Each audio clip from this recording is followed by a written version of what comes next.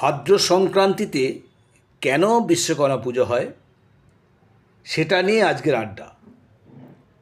বাঙালির শ্রেষ্ঠ উৎসব দুর্গাপুজো আমরা সবাই জানি। তার আগমনী বার্তা নিয়ে আসেন দেবশিল্পী বিশ্বকর্মা। আর এই দিনটাতে থাকে একটা আলাদা ধরনের বাঙালির আনন্দ, ঘুড়ির মেলা, যেটা বাঙালিরা সারাদিন নিয়ে আনন্দে মেতে থাকেন।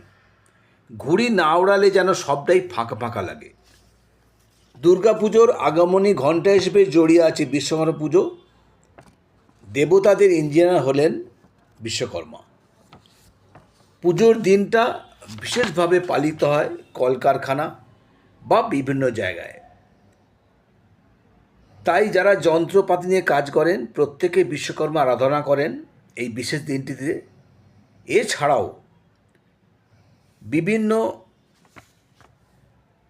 কলকারখানা, গাড়ির গ্যারেজ বা গাড়িতে পুজো হয়।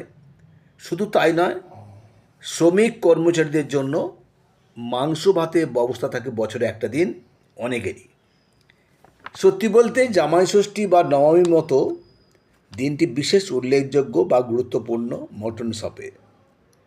অনেক আগে থেকেই এই মাংস জোগাড় করতে হয় অর্ডার সাপ্লাইয়ের জন্য।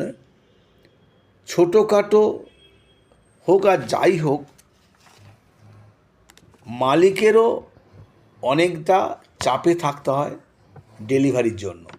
এক কথায় সব মিলিয়ে দিনটি উল্লেখযোগ্য এবং উপভোগ্য, সেটা ঘুড়ি ওড়ানোই হোক বা মাংস ভাতই হোক। পশ্চিমবঙ্গ ছাড়াও কিন্তু অন্যান্য রাজ্যে এই পুজো পালিত হয়। এই দিনটি বিশেষভাবে উল্লেখযোগ্য আরও একটা বিশেষ কারণে, সেটা হচ্ছে যে অরন্দন তথা রান্না পুজোর খাওয়া দাওয়া কিন্তু এই বিশ্বকর্মা পুজোর দিনেই হয়।